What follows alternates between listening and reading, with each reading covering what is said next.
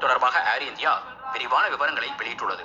அகமதாபாத்திலிருந்து London Gatwick நோக்கி புறப்பட்ட AI-171 விமானம் டேக் ஆஃப் ஆன பிறகு விபத்துக்குள்ளானது என்பதை உறுதிப்படுத்துகிறோம்.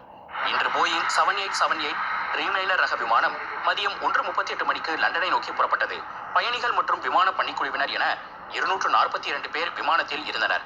இதில் 169 பேர் இந்தியர்கள், 53 பேர் பிரிட்டனை சேர்ந்தவர்கள், ஒருவர் கனடாவை சேர்ந்தவர். 7 விமான விபத்திற்கு தாங்கள் தான் பொறுப்பு. குறிப்பாக நாங்கள்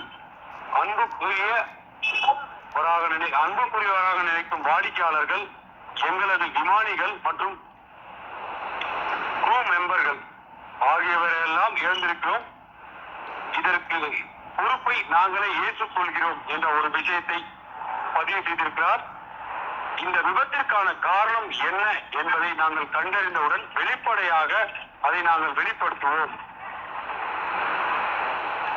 டாடா குழு பெரும்பாலானோரால் நம்பப்படுகிறது.